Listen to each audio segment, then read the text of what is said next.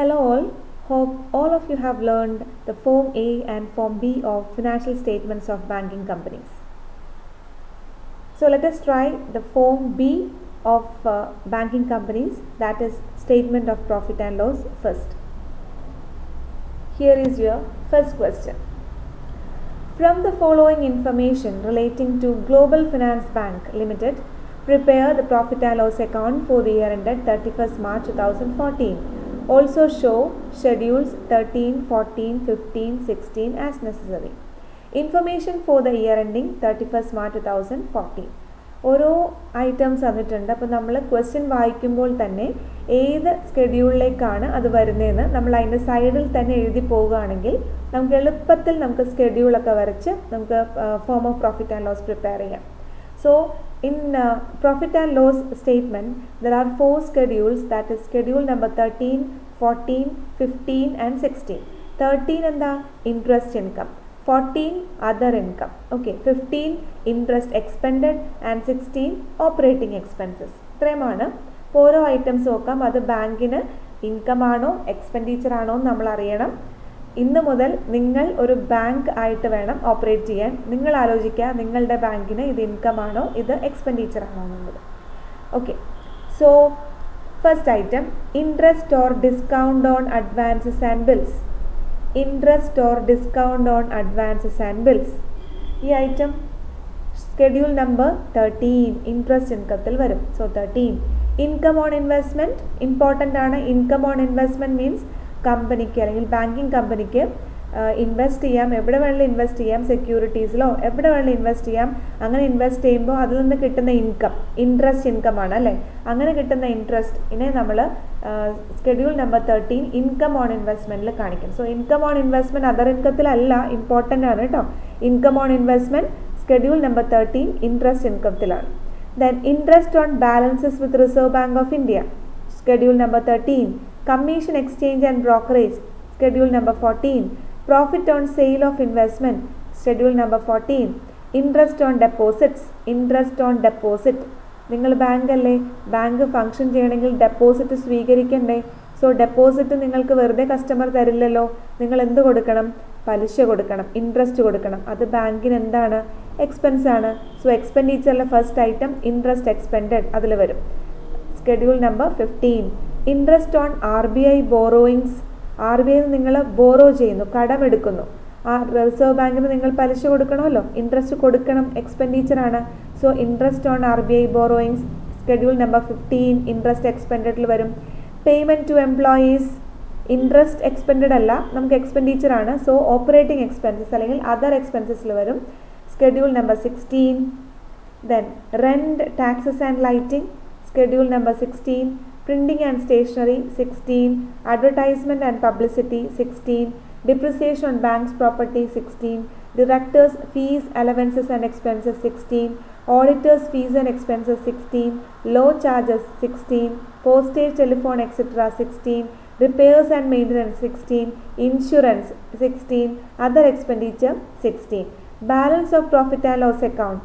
Balance of profit and loss account നമ്മൾ എവിടെ കാണിക്കണം, profit and loss statementൽ തേർഡ് സെക്ഷൻ. എന്താ third section, profit or loss.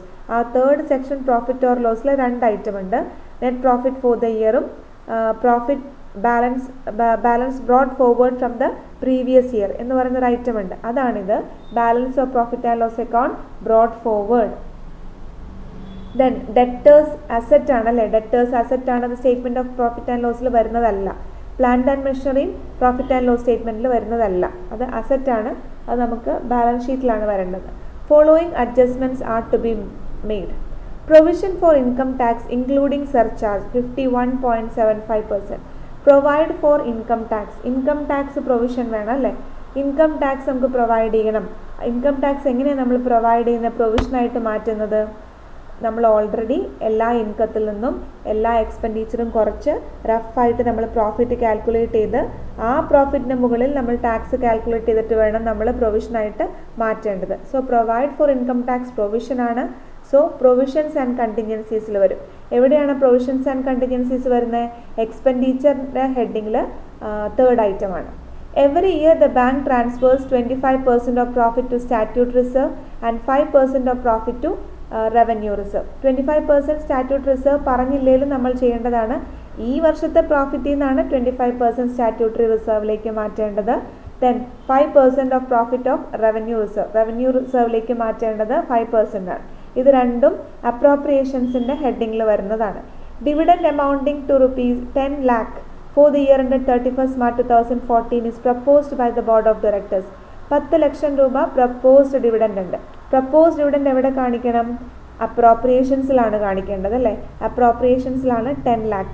പക്ഷേ ഈ ക്വസ്റ്റ്യനിൽ എല്ലാ ഐറ്റംസും നമുക്ക് തന്നിരിക്കുന്ന ബാക്കി എല്ലാ ഐറ്റംസും ഇൻ 1000ലാണ്. സോ 10 lakhനെ നമ്മൾ ഇൻ 1000ലേക്ക് ആക്കണം. സോ എമൗണ്ട് എത്ര വരും? 1000. 3 zeros മാറ്റുമ്പോൾ 1000. Proposed dividend amount 1000. Okay.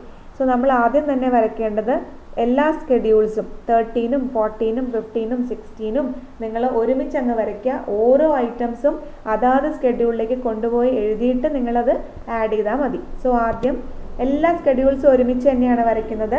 Items എല്ലാം നമ്മൾ എന്ത് ചെയ്യണം? ഓരോ ഐറ്റംസും എല്ലാം ഏതിലൊക്കെയാണോ അത് 1 by 1 ആയിട്ട് ഓരോ സ്കെഡ്യൂൾസിലേക്കും എടുത്തെഴുതുക. എന്നിട്ട് ഓരോ സ്കെഡ്യൂളും അത് ടോട്ടൽ ചെയ്യുക.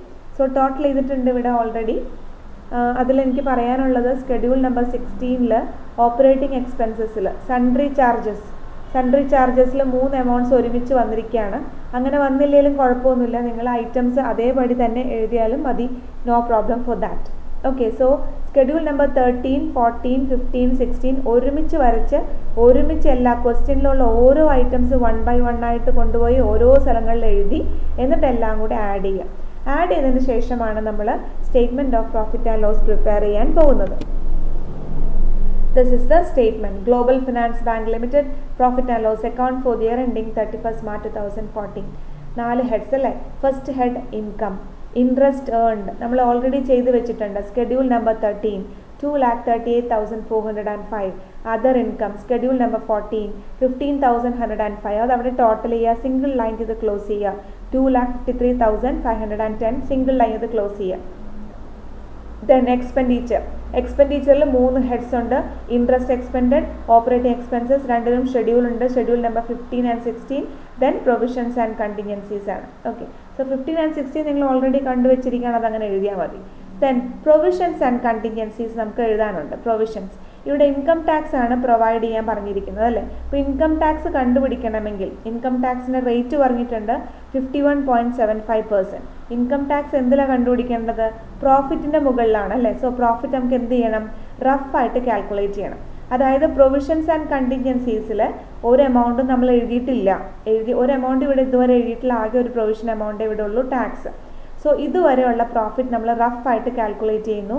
That is total income 2,53,510 minus നമ്മളിപ്പോൾ എഴുതിയിട്ടുള്ള എക്സ്പെൻഡിച്ചർ 1,73,830 67,680.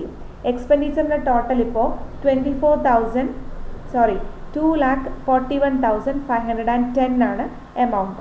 അപ്പോൾ ടോട്ടൽ ഇൻകത്തിൽ നിന്ന് ഇതുവരെ നമ്മൾ എഴുതിയിട്ടുള്ള എക്സ്പെൻഡിച്ചർ കുറച്ച് റഫായിട്ട് കാൽക്കുലേറ്റ് ചെയ്തപ്പോൾ നെറ്റ് പ്രോഫിറ്റ് 12,000 കിട്ടി. ആ 12,000ൻ്റെ 51.75% ഇൻകം ടാക്സ് പ്രൊവിഷനാണ്. ആ എമൗണ്ട് എന്ത് ചെയ്യണം? പ്രൊവിഷൻസ് ആൻഡ് കണ്ടിൻജൻസീസിൽ എഴുതണം. 6,210. ഓക്കെ. സോ റഫായിട്ട് നെറ്റ് പ്രോഫിറ്റ് കാൽക്കുലേറ്റ് ചെയ്ത് അതിൻ്റെ മുകളിൽ ടാക്സ് കാൽക്കുലേറ്റ് ചെയ്തു 51.75%. That amount should be entered in the under the head expenditure as provisions and contingency 6,210. എന്നിട്ട് നമ്മൾ ടോട്ടൽ എക്സ്പെൻഡിച്ചർ കാണണം. ഷെഡ്യൂൾ നമ്പർ 15 16 അതുപോലെ പ്രൊവിഷൻസ് ആൻഡ് കണ്ടിൻജൻസീസിൻ്റെ ടോട്ടലായിട്ടുള്ള 6,210 ആഡ് ചെയ്യുമ്പോൾ ടോട്ടൽ എക്സ്പെൻഡിച്ചർ 2,47,720. സിംഗിൾ ലൈൻ ചെയ്ത് ക്ലോസ് ചെയ്യാം. Then third one profit or loss. അതിൽ ആദ്യത്തേത് net profit for the year. Net profit for the year എങ്ങനെ കണ്ടുപിടിക്കും? Total income minus total expenditure. Total income എത്രയുണ്ട്? 2,53,510. Total expenditure 2,47,720. ലെസ് ചെയ്യുക. So net profit 5,790. Then profit brought forward. ക്വസ്റ്റ്യനിൽ കഴിഞ്ഞ വർഷത്തിൽ നിന്ന് ബ്രോഡ് ഫോർവേഡ് ചെയ്യുന്ന പ്രോഫിറ്റ് ഉണ്ട്. ദാറ്റ് ഈസ് 7,620 ആണ്. 7,620 കഴിഞ്ഞ വർഷത്തെ പ്രോഫിറ്റ് ക്വസ്റ്റ്യനിൽ തന്നിട്ടുണ്ട്. അതും കൂടെ എഴുതുക. സോ ഇതുവരെ ഗ്ലോബൽ ഫിനാൻസ് ബാങ്കിന് ടോട്ടൽ പ്രോഫിറ്റ് 13,410. അതിൽ ഈ വർഷത്തെ പ്രോഫിറ്റ് എത്രയുണ്ട്? 5,790. Then last one appropriation. Appropriation എന്ന് പറയുന്നത് ഈ വർഷത്തെ പ്രോഫിറ്റിൽ നിന്ന് ആവശ്യമായ റിസർവ്സ് ഒക്കെ മാറ്റിയതിന് ശേഷം ബാലൻസ് ഷീറ്റിലേക്ക് ഫോർവേഡ് ചെയ്യേണ്ട എമൗണ്ട് ആണ് ശരിക്കും പറഞ്ഞാൽ. സോ അപ്രോപ്രിയേഷൻസിൽ 4 ഐറ്റമാണ്: transfer to statute reserve, transfer to other reserve, proposed dividend, balance carry forward to balance sheet. നിങ്ങൾ ആദ്യം 4 ഐറ്റംസും എഴുതുക. ട്രാൻസ്ഫർ ടു സ്റ്റാറ്റ്യൂട്ട് റിസർവും അതർ റിസർവും പ്രപ്പോസ്ഡ് ഡിവിഡൻഡും ബാലൻസും.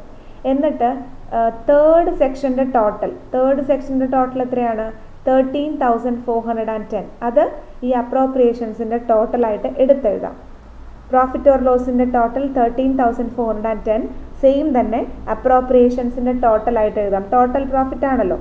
എന്നിട്ട് സ്റ്റാറ്റ്യൂട്ട് റിസർവ് 25% മാറ്റണം നമുക്ക്. ഏത് പ്രോഫിറ്റിൻ്റെയാണ്? ഈ വർഷത്തെ പ്രോഫിറ്റാണ്. ഈ വർഷത്തെ പ്രോഫിറ്റ് എത്രയുണ്ട്? 5,790. അതിൽ നിന്നാണ് നമ്മൾ സ്റ്റാറ്റ്യൂട്ടറി റിസർവ് മാറ്റേണ്ടത്. ഞാൻ സൈഡിൽ വർക്കിംഗ് നോട്ടായിട്ട് കാണിച്ചിട്ടുണ്ട്. സ്റ്റാറ്റ്യൂട്ട് റിസർവ് മെഷർ ചെയ്യാൻ ഈ വർഷത്തെ പ്രോഫിറ്റാണ്. ഈ വർഷത്തെ പ്രോഫിറ്റ് 5,790 ആണ്. അതിൻ്റെ 25% 1,448. അതാണ് transfer to statute reserve. Then transfer to other reserve, അതും ഈ വർഷത്തെ പ്രോഫിറ്റാണ്. ഈ വർഷത്തെ പ്രോഫിറ്റിൻ്റെ 5% 290. ദെൻ പ്രപ്പോസ്ഡ് ഡിവിഡൻഡ് നമ്മൾ പറഞ്ഞു 10 lakh rupees ആണ് ക്വസ്റ്റ്യനിൽ. ഇൻ 1000 ആക്കണം. സോ അതിൻ്റെ 3 zeros മാറ്റിക്കഴിഞ്ഞാൽ 1000. എന്നിട്ട് ബാലൻസ് ചെയ്യുക. ബാലൻസിങ് ഫിഗർ നമ്മൾ balance carry down to balance sheet. അതായത് ബാലൻസ് ഷീറ്റിൽ നമ്മൾ സ്കെഡ്യൂൾ നമ്പർ 2 റിസർവ്സ് ആൻഡ് സർപ്ലസിൽ കാണിക്കേണ്ട എമൗണ്ട് എത്രയാണ്? 10,672 ബാലൻസ് ചെയ്ത് ബാലൻസിങ് ഫിഗറായിട്ട് കാണിക്കുക. ഇതാണ് പ്രോഫിറ്റ് ആൻഡ് ലോസ് അക്കൗണ്ട്. വളരെ സിമ്പിളാണ്. ശ്രദ്ധിക്കേണ്ട ഒറ്റ കാര്യമേ ഉള്ളൂ. അപ്രോപ്രിയേഷൻസിൽ ട്രാൻസ്ഫർ ടു സ്റ്റാറ്റ്യൂട്ട് റിസർവും ട്രാൻസ്ഫർ ടു അതർ റിസർവ്സും കറണ്ട് ഇയർ പ്രോഫിറ്റിലാണ് കാൽക്കുലേറ്റ് ചെയ്യേണ്ടത്. എന്നാൽ അപ്രോപ്രിയേഷൻ്റെ ടോട്ടൽ ഇതുവരെ നിങ്ങളുടെ കയ്യിലുള്ള പ്രോഫിറ്റും ആണ്. ഓക്കെ, സിമ്പിളാണ്. തന്നെ ചെയ്യണം. നോട്ട്ബുക്കിൽ ഇത് വരച്ചിട്ട് ചെയ്തിട്ടുണ്ടാവുകയും വേണം. Thank you.